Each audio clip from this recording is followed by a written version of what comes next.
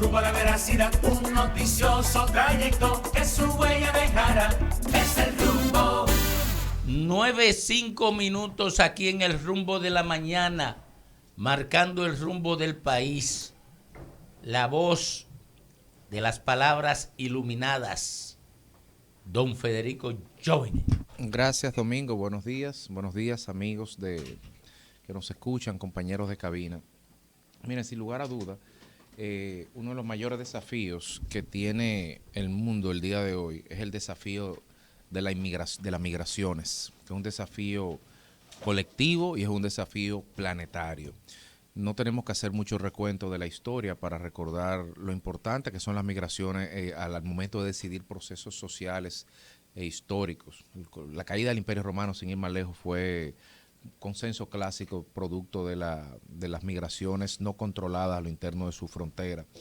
Ayer hablaba con un amigo italiano y me comentaba los problemas que hay en Italia, país receptor de migraciones desde el norte de África, al igual que España, que son las dos puertas principales a través de las cuales Europa vive las grandes oleadas de migraciones que está recibiendo el día de hoy. Y son países de tránsito, son países incluso donde la gente llega a España y llega a Italia de tránsito hacia Centro Europa, hacia Francia, hacia Alemania, hacia Austria, los países del Centro Europa.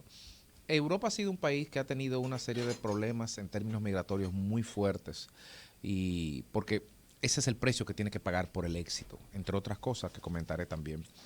Y en su momento incluso la migración se convirtió y está convertida en este momento como un arma de presión política de sectores externos a la Unión Europea o sectores adversos a la Unión Europea que utilizan la migración como un pivote para desestabilizar las economías europeas y las articulaciones políticas que se dan dentro de los gobiernos de la Unión Europea. Usted quiere generarle un problema al gobierno alemán, quiere hacer que Angela Merkel tenga que transarse, tenga que negociar, tenga que precarizar su situación y su estabilidad en el poder. Bueno, usted le manda oleada de inmigrantes y ella va a tener que negociar con los sectores del Parlamento a ver cómo resuelve eso. Y eso, por ejemplo, es la idea que nos da cuando el presidente turco, Erdogan, dejó prácticamente que todos los refugiados sirios cruzaran por los estrechos y llegaran a las puertas de Europa a través de los Balcanes, hasta que, casualidad, la Unión Europea pues le dijo, mira, gestiona tú los refugiados sirios allá en Turquía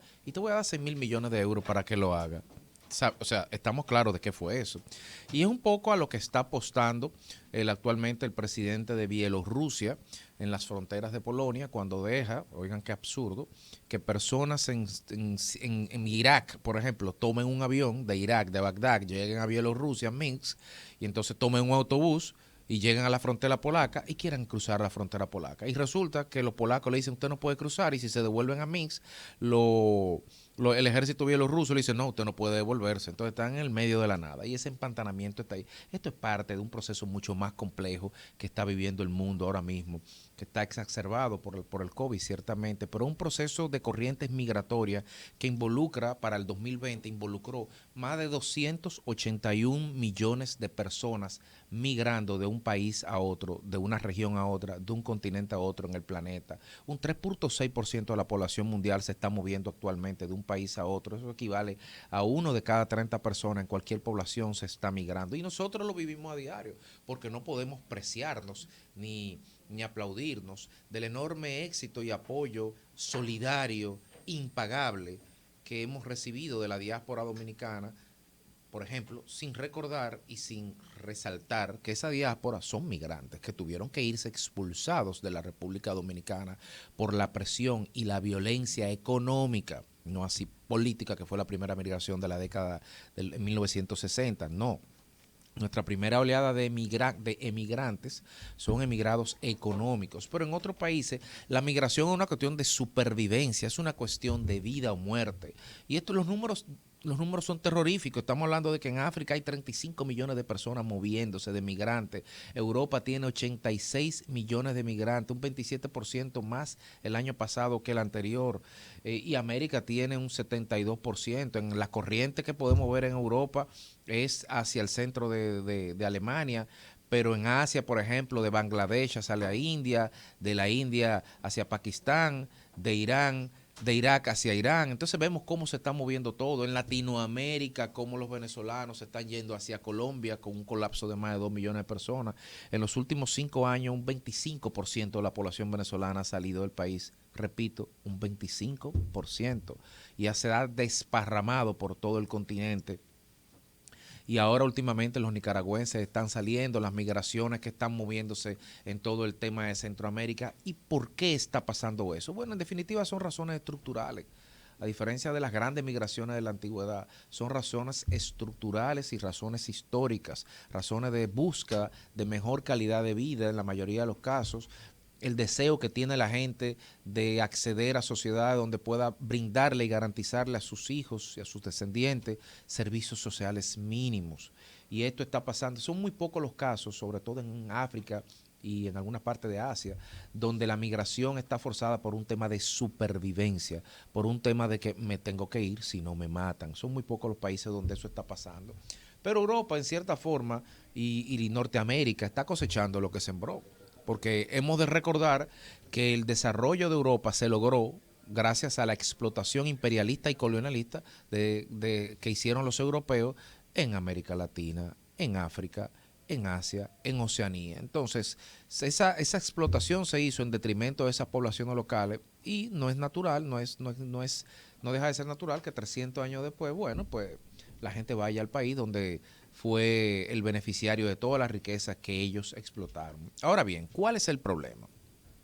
El problema es que Europa es un país de migraciones, Europa es un país sin fronteras y las élites europeas, que son las élites que diseñan al día de hoy políticas públicas, tienen 70 años viviendo en ese escenario idílico de confraternidad transfronteriza.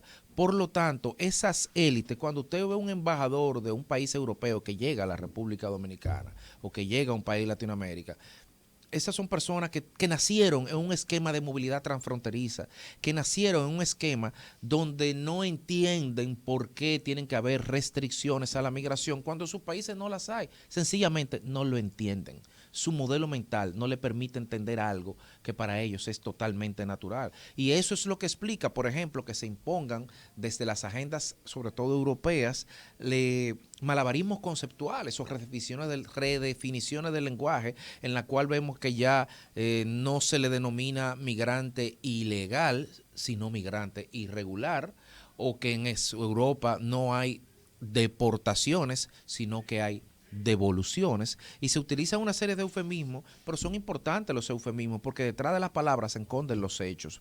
Entonces, ¿qué nos pasa?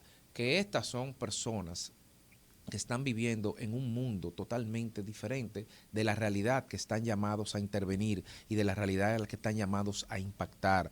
Por eso vemos, no hay una agenda oculta de fusión, no hay una agenda oculta de hacer que la República Dominicana cargue, no lo hay. Es que las personas que están en los organismos multilaterales, las personas que están al frente de los bancos, al frente de las embajadas, al frente de los ministerios, de la política exterior, en los parlamentos, la mayoría, porque hay un ascenso, la mayoría sencillamente es incapaz de entender por qué países que tenemos problemas o diferencias, o por qué países que tenemos que luchar por precarios recursos, no aceptamos pura y simplemente las migraciones como se acepta en Europa, por ejemplo.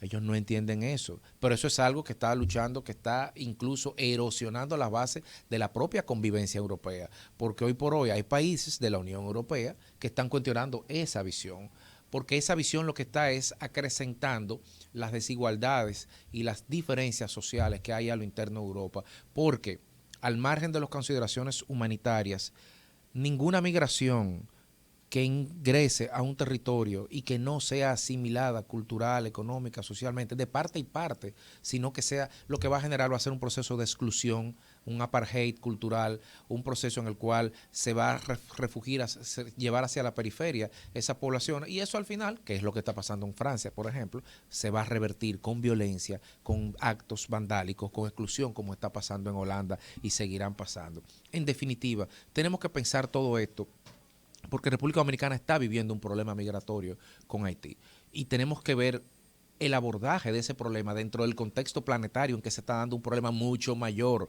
Si nosotros hablamos sin base que en República Dominicana hay 1 millón de haitianos, cuando la segunda encuesta de migrantes dio, me parece, 732,000, imagínense qué pesa esto en un mundo donde hay 281 millones de migrantes en el 2020. Eso no es nada, eso no es prioritario. Entonces, nosotros estamos enfrentando como país el desafío de una migración. El desafío de una migración descontrolada, desbordada, desregulada y necesaria. Entonces, ¿cómo podemos conciliar lo necesario desde la perspectiva de los requerimientos de nuestra economía y nuestra capacidad real de absorber puestos de trabajos determinados y puntuales frente a la realidad que se está viviendo del otro lado de la isla, de una migración con las características que acabo de señalar? Por tal, yo creo que en esos desafíos y en ese contexto es importante seguir apoyando el proceso de regulación que se está haciendo, de apoyar y fortalecer los procesos de carnetización que se están haciendo y de cumplir la ley.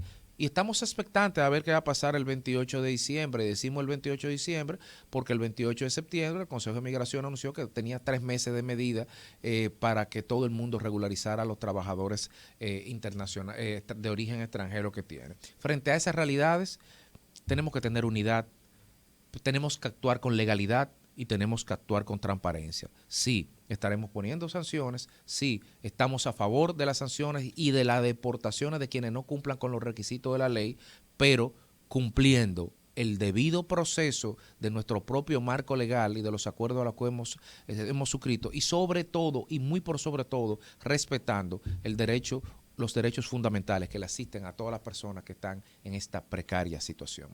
Rumbo de la mañana.